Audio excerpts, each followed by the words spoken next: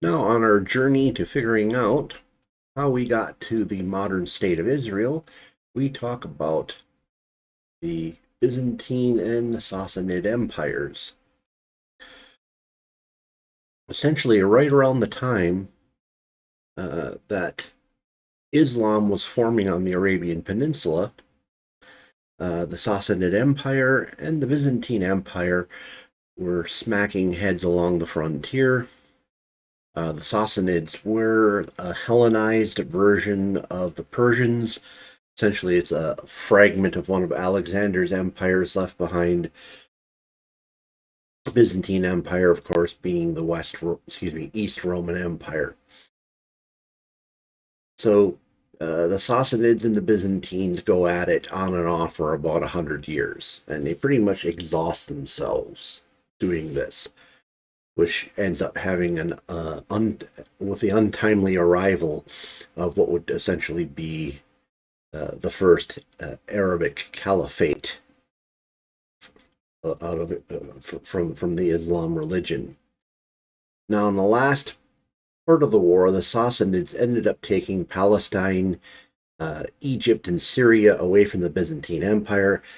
They held it for about 20 years, and as part of the peace negotiations, they returned the land back to the Byzantines. The Byzantines and the Sassanids were both in really bad shape at this point. Their militaries were not in good shape. Their financial system was in bad shape. Over in the Byzantine Empire, the newly reoccupied areas of Egypt, Palestine, and Syria were essentially the Byzantines were attempting to reassimilate them, and at the same time dramatically increased their tax load and their soldier levy load, because they were preparing for what they thought would be either a new round of fighting with the Sassanids, or they would attempt to take the Sassanids down while they were still weak. And since this area of Egypt, Palestine, and Syria had been out of their control for almost 20 years, which is a kind of, pretty much the general idea of a passage of a generation, the ties back to the Byzantine Empire weren't nearly as strong as they had been in the past. So this sets up some interesting things. So the Arabic Caliph ends up having uh, a run-in with the Sassanid Persians, and the Sassanids are in such bad shape that essentially that the Caliphate rolls them over in fairly rapid motion. It was pretty much a stunning defeat. Nobody expected it to happen, and of course, it alters the course of history. Shortly thereafter, the Caliphate decides that the Byzantines are potentially a threat to them, and so they end up invading Egypt, Palestine, and Syria. Now, because the Byzantines had been desperately trying to utilize this area for its taxes and populations to try to rebuild uh, from the damage of the war, uh, essentially that area of Egypt, Palestine, and Syria more or less welcomed the Caliphate as liberators. They actually helped the Arabic invaders. A lot of times they just gave up a lot of cities without much of a fight. And ultimately, uh, they would help build navies in the Mediterranean Sea that would help contest the Byzantine Empire. So essentially, what this ends up doing is it sets up uh, essentially the Holy Lands as an area now that is been occupied by Judaism, Christianity, and now finally Islam. And 637 AD, Jerusalem ends up falling to the Caliph.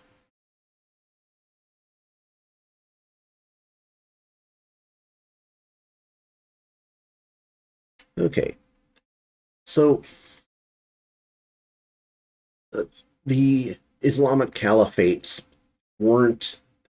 People tend to look at Islam as this monolithic block where everybody gets along well.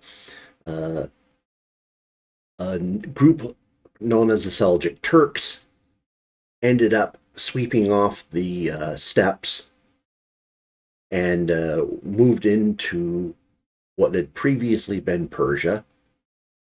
And it had a dual effect where the Seljuk Turks were converted to Islam, but at the same time, uh, they uh, basically soaked up the Persian culture and they became a unique identity themselves, essentially uh,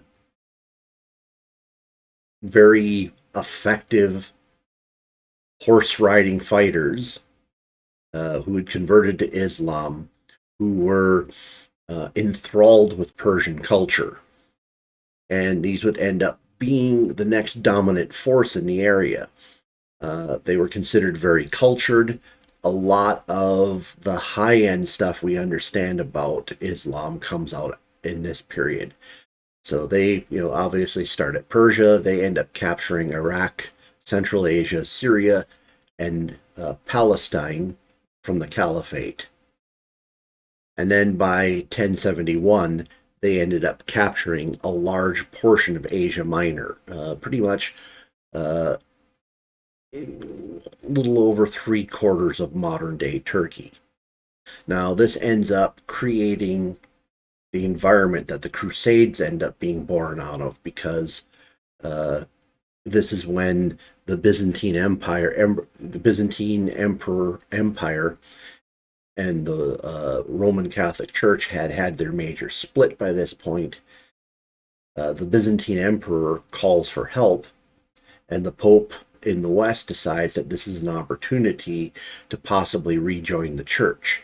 And so, whereas the Byzantine Emperor was just essentially looking for soldiers to show up, the Pope actually declares a holy war, a crusade.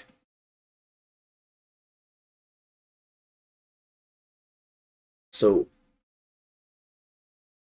what ends up coming out of the Crusades, and I'm not going to get into them in huge detail, but roughly they run from 1098 to 1291. And essentially, you have the establishment of numerous Crusader kingdoms in the Middle East, and essentially opens it up to pilgrimages and such from the various Christian kingdoms.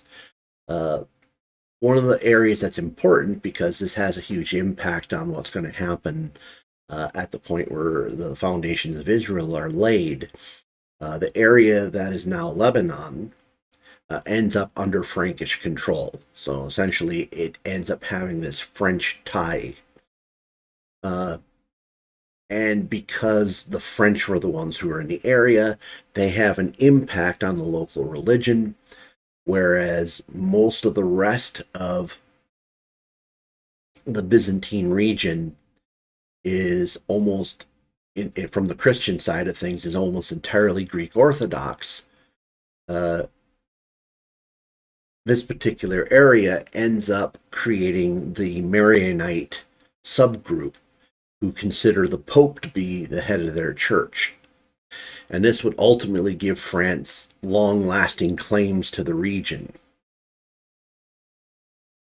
Uh, Somewhere around 1279, we have the Mongol Empire come sweeping down through the Seljuks Caliphate.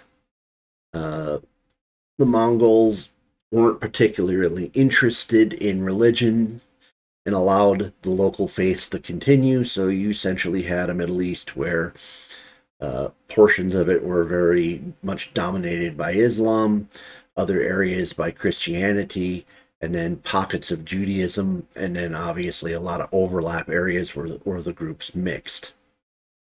Uh, the Mongols essentially uh, tried to find local groups that they thought would be beneficial to their Empire, uh, because they knew they were far from home and they wouldn't be able to maintain order entirely with their troops. So they ended up training up what would become the Ottoman Turks to be enforcers. Compared to the Seljuks, the Ottomans were far more nomadic, very much more belligerent, and arguably less cultured uh, than those who preceded them. So when the Mongols would eventually recede, we end up with the Ottoman Turks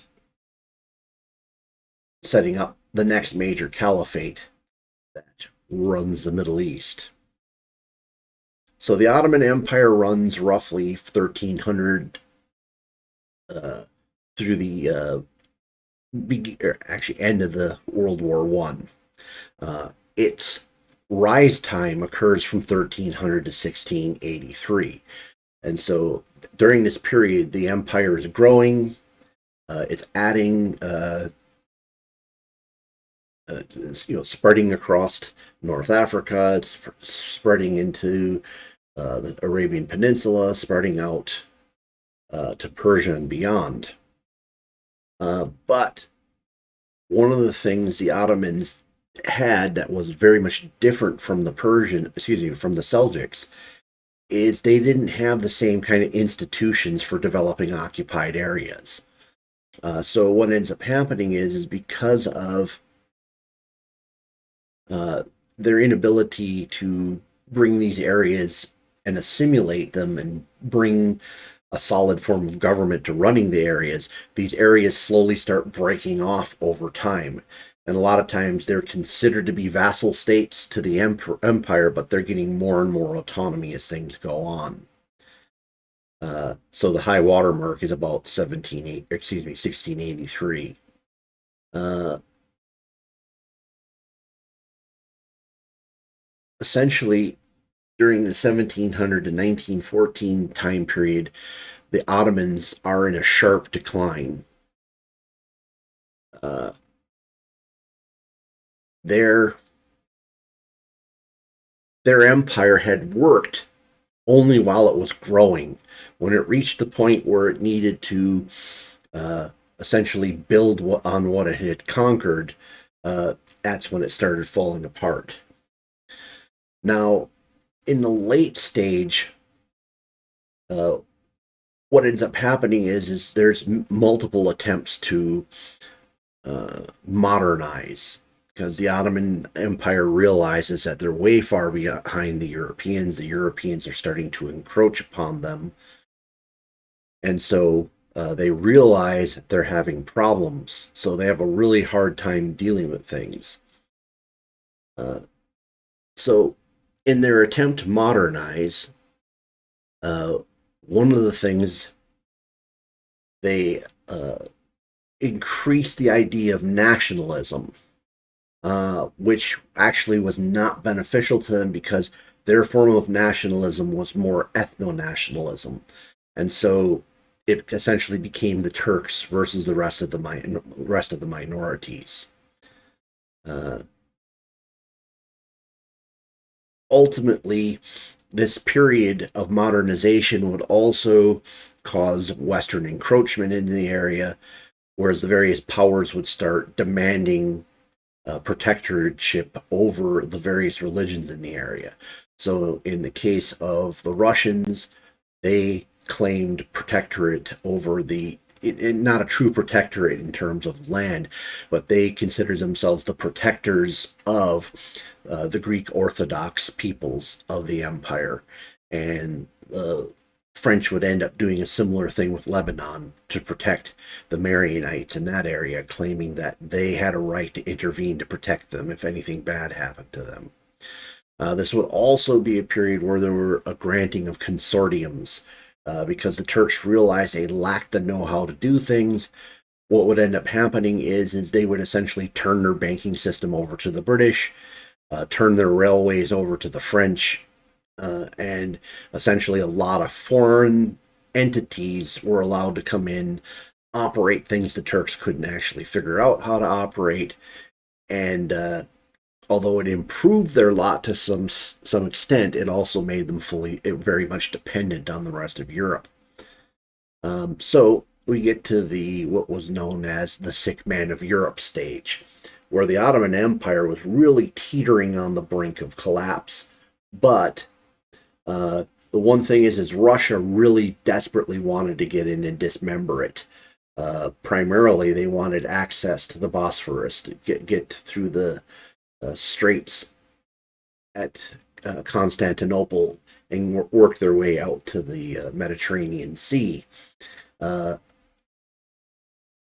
Essentially, Britain was adamantly opposed to letting the Russians get this.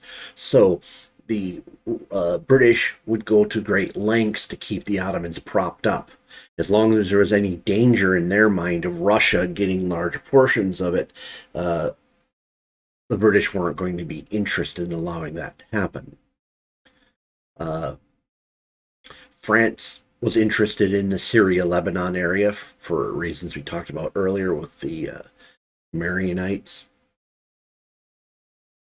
And then essentially we'd start seeing disintegration along the frontiers where the various areas that had been part of the empire became more and more notional, where they were supposedly part of the empire, but they were pretty much either running independently or under direct control of foreign powers.